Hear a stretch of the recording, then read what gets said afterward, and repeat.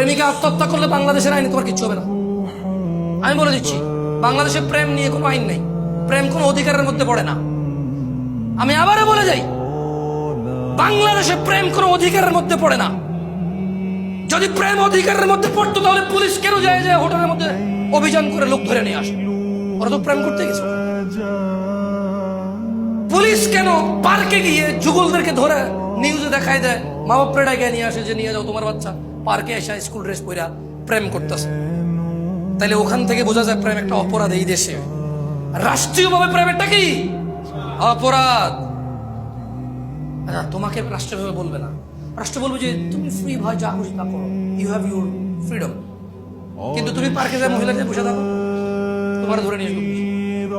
তোমার প্রেমিকার সাথে প্রেম ঘনিষ্ঠ করার জন্য হোটেলে যাও, তোমার পুলিশে ধরে নিয়ে যাবে। বুঝে আসছে না? আসে নাই? তো তোমরা যারা ভয় আসো, শেখ আমি ছাড়তে চাচ্ছি, ও বলে যে আত্মহত্যা করবে, কি করবো? ভাই তোর কি, ওর হায়াত না থাকলে মরে যাবে। তবে হ্যাঁ, তুই ওর ইজ্জত নষ্ট করবি না ভাই আমার, তুমি ওর ইজ্জত নষ্ট করবা না, ওর সম্ভ্রম নষ্ট করবা না, ওর ভিতরে এই সংশয় ঢুকাই দিবা না যে তোর সতীত্ব তো আমি নিয়ে নিছি, এখন চোখে যেই বিয়ে করবে সে বুঝবে তুই আর সতীত্ব না, তুই বিবাহ বহির্ভূত সম্পর্কে জড়িত ছিলি বিবাহের। তুমি তাকে এ ভয় দিয়ে দিও না, তুমি তার সাথে কথা বলিও না, তুমি তার সম্মান নষ্ট করিও না, তুমি তাকে মাসালামা বলার দরকার নাই, তুমি তার কি তোর সাথে ব্রেকআপ এটা বলার দরকার, এটা বলো না।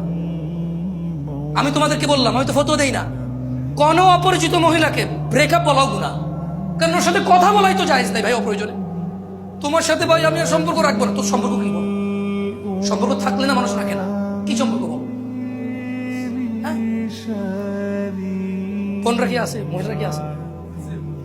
বোন, দুশ্চরিত্র ছেলেকে বিয়ে করবা না। কোন মেয়ে যে প্রেম করে প্রেমিককে বিয়ে করে সে দুশ্চরিত্র পুরুষকে বিয়ে করে। তার এই কমপ্লেন দেওয়া উচিত নয় যে আমার হাজবেন্ড পরকীয়া করে মোবাইলে মেসেজ দেখার পর আমার থাপ্পড় দিছে, বললো যে জায়েজই নেই, তুমি আমার অনুমতি সহ আমার মোবাইল দেখবা। ফটো দেখছেন জামাই, মানে মহিলা দেখছে যে জামাই আরেক বেটির সাথে পরকীয়া করে। এখন জামাই বলতেছে যে তুমি তো অনুমতি ছাড়া আমার মোবাইল দেখছো, সেটাই তোমার গুনাহ। ওরে বাপরে, মুফতি আজম। সো আল্লাহ আমাদেরকে বুঝে তৌফিক দান করুন।